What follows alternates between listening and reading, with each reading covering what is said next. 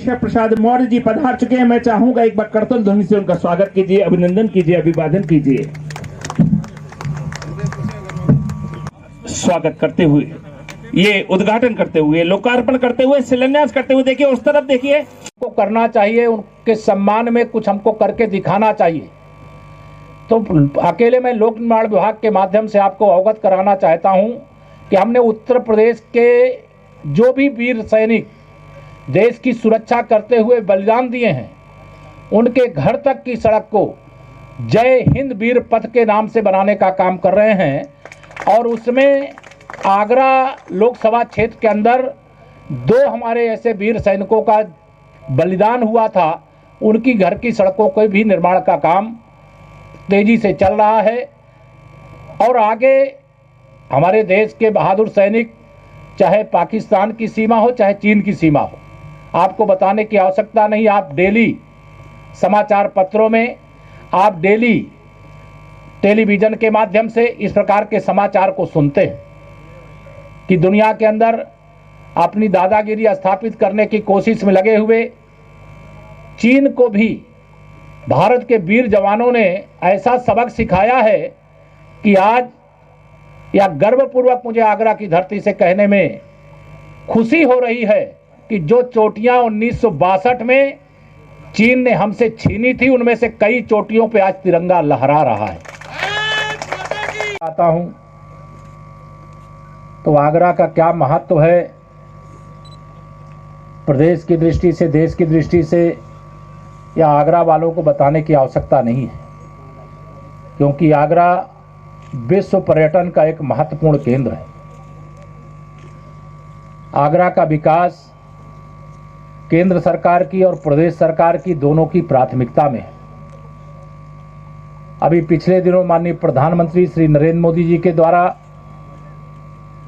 और हमारे प्रदेश के माननीय मुख्यमंत्री जी के द्वारा बहुत दिनों से जिसकी प्रतीक्षा थी, आगरा को मेट्रो की सौगात देने का काम किए हैं। और आने वाले समय में आगरा के लोगों की दृष्टि से मैं समझता हूं, चाहे आगरावासी हों, चाहे देशवासी हों, चाहे संसारवासी हों, चूँकि सब लोग आते हैं, इस मेट्रो के माध्यम से बहुत तीव्र गति से विकास का एक अवसर आगरा को मिलेगा।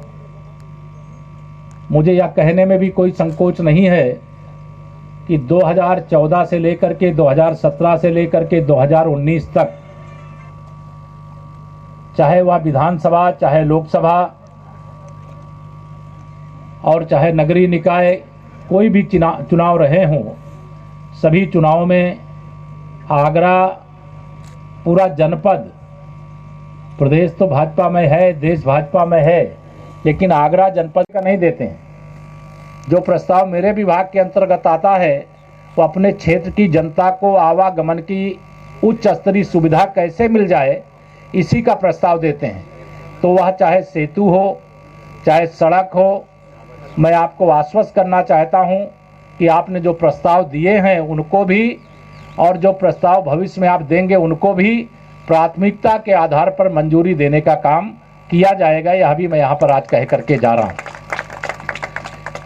मेरे सभी भाइयों बहनों, आप सबके सामने एक जानकारी मैं और देना चाहता हूँ। जैसे मैं आगरा में आया तो मैं आगरा आने से पहले समीक्षा कर रहा था कि आगरा के अंदर हम सड़कें तो बना रहे हैं, लगातार बनाएंगे, अन्य विकास के काम हम कर रहे हैं और निरंतर करेंगे, लेकिन जब से उत्तर प्रदेश में भारतीय जनता पार्टी की आपने सरकार बनाने का काम किया है, कुछ अलग प्रकार के प्रयोग भी हमने करने की कोशिश की।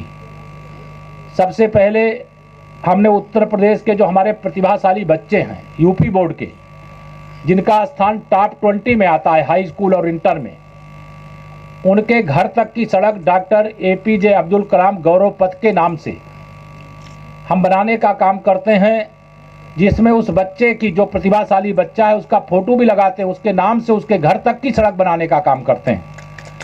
और आपके जनपद में भी ऐसी कई सड़कें बन चुकी हैं। अभी इस 2020 के सत्र में जो बच्चों ने टॉप किया था, ऐसी 3 सड़कें केवल यह 5 विधानसभा क्षेत्र के अंदर बन रही हैं, जिसका विवरण मेरे विभाग के या सूचना अधिकारी लोग आपको दे देंगे। मैं एक एक वर्णन नहीं करना चाहता।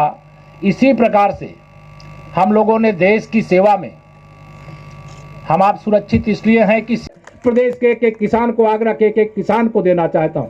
हमारी सरकार का लक्ष्य है, जब तक किसान की आमदनी नहीं बढ़ेगी, जब तक किसान की उपज का उचित मूल्य उसको प्राप्त नहीं होगा, जब तक उसको समय से खाद बीज पानी नहीं प्राप्त होगा, तब तक उसका जो विकास है नहीं हो सकता। तब तक किसान का बेटा किसान बनने के बारे में नहीं सोच सकता। हम तो बचपन में यह सुनते आए अपने माता पिता से, खेती के बारे में ये कहा जाता था। हमारे चूंकि आगरा नगर का कार्यक्रम है, यहाँ व्यवसायी हमारे मित्र बहुत है, लेकिन बचपन में यह कहावत थी कि उत्तम खेती मध्यम बान, निषिद्ध चाकरी भीख निदान। यानी वो खेती को सबसे उत्तम व्यवसाय उत्तर भारतवर्ष की धरती पर माना जाता था। उसको उत्तम बनाने की दिशा में जो करना होगा वो करेंगे। और ये जिनको मैं आज, मुझे कहने में कोई संकोच नहीं, 2 लोगों को आप बुला करके, अचानक बुला करके अगर पहले से बता देंगे तो शायद वो देख करके आएंगे। राहुल गांधी जी को, अखिलेश यादव जी को, दोनों लोगों को बुला लीजिए। अगर धनिया के पेड़ में और गाजर के पेड़, उसके पत्ती का अंतर ये पहचान लेंगे तो मैं मानूंगा कि वास्तव ये किसान के बारे में कुछ जानते हैं। नहीं जान सकते, इनको मालूम ही नहीं है खेती क्या होती है। खेती की निराई गुड़ाई बुआई सिंचाई कटाई मड़ाई क्या होती है, इनको कभी इन्होंने किया नहीं है। ये केवल राजनीतिक लाभ के लिए इस प्रकार की कोशिश कर रहे हैं कि किसानों को गुमराह करो, शायद इसके बीच में से रास्ता निकल आए। लेकिन इनका रास्ता तो देश की जनता ने बंद कर दिया। 2014 से बंद हुआ है, अभी 2022 तक के लिए तो बंद ही है, बंद है ना। तो मैं इन सबको कहना चाहता हूं, इसलिए आप सबके बीच में आज यहां पर आने का मौका मिला। जो भी मुद्दे हैं, भारत सरकार के वरिष्ठतम मंत्री लगातार किसानों के प्रतिनिधिमंडल से बात कर रहे हैं और किसानों की समस्याओं का समाधान हमारी सरकार की प्राथमिकता थी, है और रहेगी। और माननीय नरेंद्र मोदी जी किसानों की आमदनी को बढ़ाने की दिशा में जो यह बहुत बड़ा फैसला देश के हित में, किसान के हित में लिए थे, उसका ही ये परिणाम है कि आज देश के अधिकतम हिस्सों में किसानों ने भारतीय जनता पार्टी और केंद्र सरकार के फैसले में इसका विरोध नहीं किया।